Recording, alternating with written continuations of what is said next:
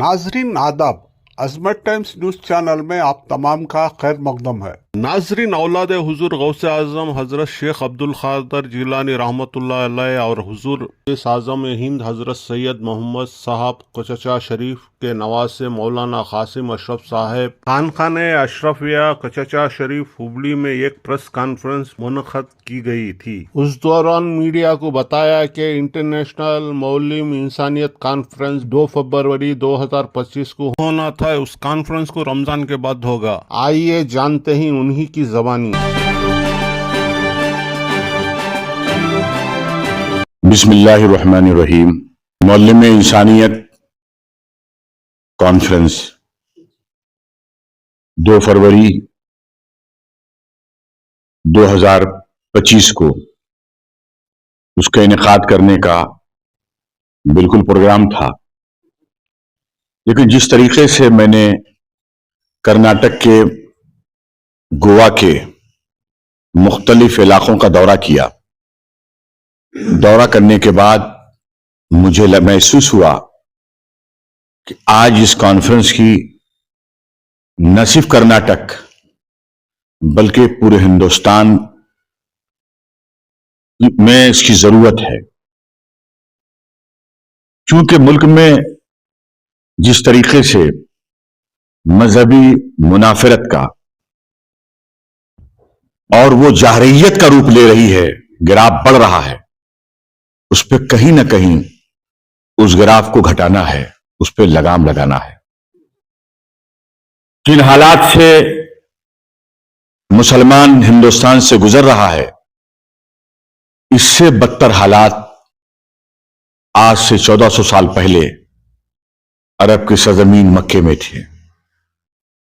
लोग दरिंदा सिफत थे, लड़कियों को जिंदा दफन कर देते थे। औरतें जब विधवा और बेवा हो जाती थीं तो उनको सती कर दिया जाता था, उनके जिस्म में आग लगाई जाती थी। इंसानों ने हैवानियत का रूप ले लिया था और इंसानी कदरों पे गहन लग चुका था।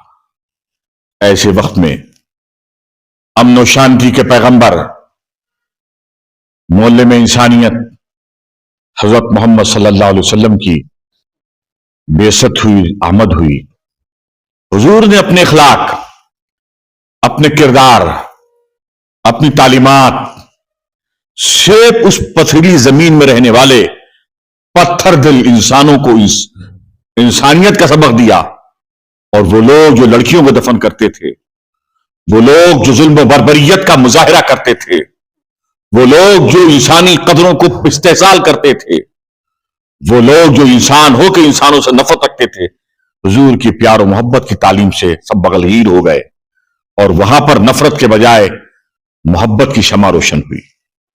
आज हम मुल्क में देख रहे हैं कुछ ताकतें ऐसा पैदा कर रही हैं, हम उसी तालीम को, उसी पैगाम को, जिस पैगाम ने दुनिया में इंसानियत का सबक पढ़ाया, उसी पैगाम को अपने नबी के फिर हम हिंदुस्तान में शुरू करने जा रहे हैं, जहां पे लोग नफरत दूर करें, आपस में मोहब्बत के साथ रहें और इंसानी कदरों को फिर एक तरह हम आह्या करें और जिंदा करें। क्योंकि आज इंसान अपनी कदरों को छोड़कर हैवानी कदरें अपना रहा है। कोई सांप बन के डस रहा है, कोई बिच्छू बन के डंग मार रहा है। उन दरिंदों की खसलत हम अपना रहे हैं जो एक इंसान को नुकसान पहुंचा रहा है। हम चाहते हैं हम वो कदरों बताएं जो हमारे नबी ने बताई। इंसानी कदरें ये हैं कि नेकी का जवाब नेकी से दिया जाए, कोई एहसान करे उसका जवाब एहसान से दिया जाए, कोई मोहब्बत करे उसका जवाब मोहब्बत से दिया जाए। ये इंसानी कदरें हैं। लेकिन इस्लामी कदरें ये हैं, कोई आप पे जुल्म करे उसे माफ करो, कोई आपको सताए उसके लिए दुआ करो। ये इस्लामी कदरें हैं। जो आपसे बायकाट करे उससे आप मिलो, और जो आपके साथ बदसलूकी करे उसके साथ आप अच्छा सलूक करो। तो हम इस्लामी कदरें क्या होती हैं और इंसानी कदरें क्या होती हैं, ये हम अपने मुसलमान भाइयों को और देश के सारे बिरादरान वतन को हम अपने नबी का पैगाम बताएंगे, ताकि इस अंधेरे के बीच हमारी ये कॉन्फ्रेंस उजाले और रोशनी का काम करे। आप इस कॉन्फ्रेंस का नाम जो है मौलवी कॉन्फ्रेंस, मोहल्ले मैंने आपसे जिक्र किया कि मोहल्ले में इंसानियत, इसलिए कि सबसे ज्यादा इंसानियत का जो पाठ, जो सबक किसी ने फैलाया है, पढ़ाया है, वो हमारे नबी हैं। टीचर ऑफ ह्यूमैनिटी हमारे नबी की जात है, इसीलिए हमने इस कॉन्फ्रेंस का नाम मोहल्ले में इंसानियत रखा है। कॉन्फ्रेंस 2 तारीख को ही होगी। हाँ, इसका वक्त तो हमने मुतय्यन किया था 2 फरवरी, लेकिन पहले हमारी एक रोजा कॉन्फ्रेंस का इरादा था। लेकिन अहबाब की ख्वाहिश है कि अगर हम इखलाकी एतबार से पसमानदा हैं तो तालीमी एतबार से भी बहुत पसमानदा है। तो कॉन्फ्रेंस के एक दिन हम इखलाकियात, मॉरल वैल्यू, इंसानी कदरों के हवाले से हुजूर सल्लल्लाहु अलैहि वसल्लम की क्या तालीमात थी उसको बयान करें एक दिन, और एक रोजा इल्म की अहमियत के मौजू पर कि आज असली तालीम हो या दीनी तालीम, वो कितनी जरूरी है। तो अब 2 रोजा इजलास है, तो अब ये 2 रोजा इजलास की बुनियाद पर, पहले हमारा एक रोजा था तो हमने सोचा था फरवरी में कर देंगे, लेकिन अब क्योंकि कॉन्फ्रेंस की साइज जिसे कहते नहीं है, कैपेसिटी बढ़ गई है, तो हम चाहते हैं कि जो हमारी कॉन्फ्रेंस का आउटपुट अच्छा हो। यानी कहने का मतलब यह है कि जो लोग सुनने आए, चाहे हमारे तालीमी इजलास को या अखलाक व मोहब्बत वाले प्रोग्राम को, तो कुछ वेट, वजन, बोझ अपने अंदर कुछ इनकलाबी तब्दील आए कि आज से हम इंसानी कदरों के हवाले से इंसान होंगे। यानी अपने को अंदर से बदलने वाली बातें हम पैदा करेंगे, बात करेंगे, वो बातें करेंगे। तो उसके लिए ये काम का ये वक्त, ये 2 फरवरी का हमको नाकाफी पड़ रहा है।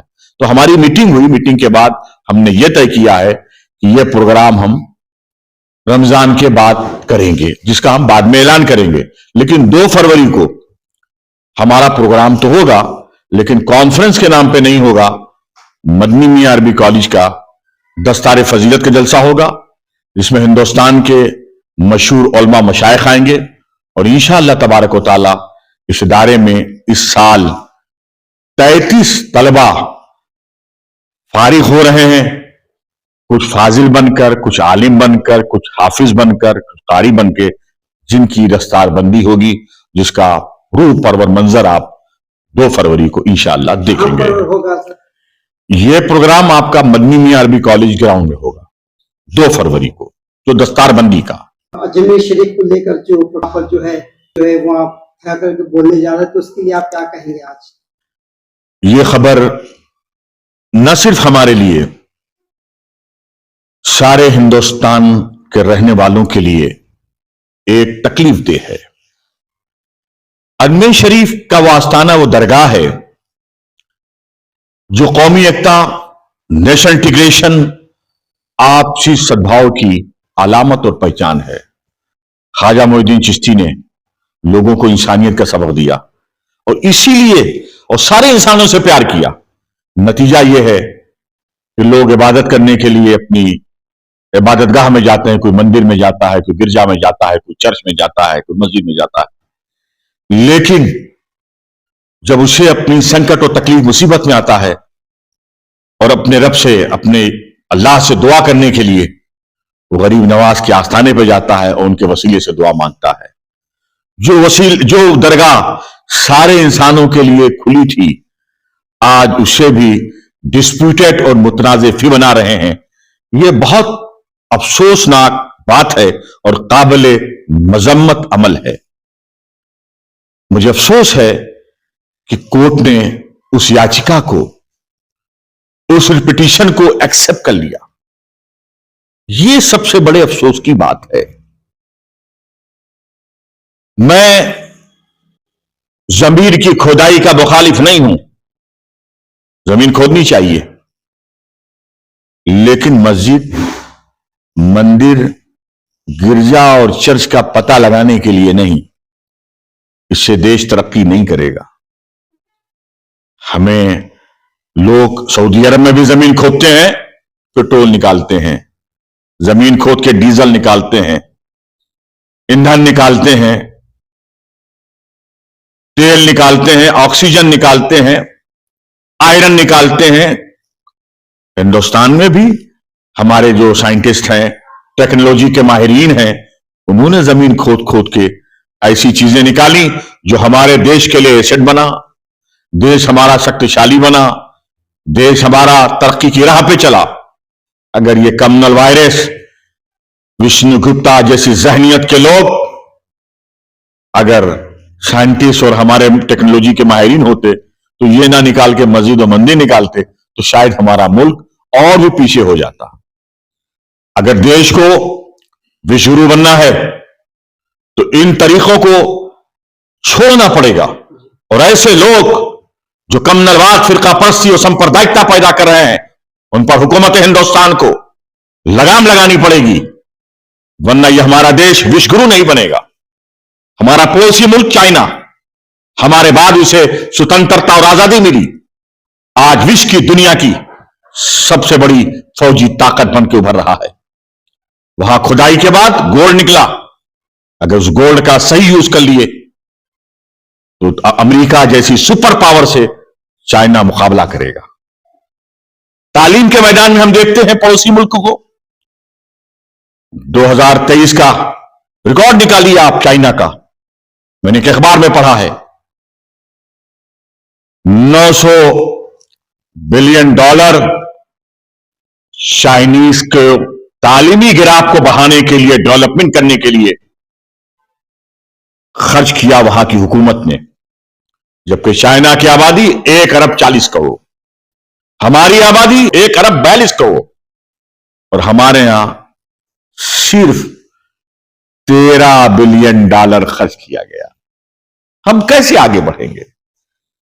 हम अगर इसी तरह धार्मिक उन्माद, फिरका परस्ती, जात पात की लड़ाई, हिंदू मुस्लिम की मुनाफरत की आग में अगर हमने मुल्क को फिरका परस्ती में झोंक दिया तो हमारा मुल्क कभी विश्व गुरु बनने का ख्वाब नहीं देख सकता है।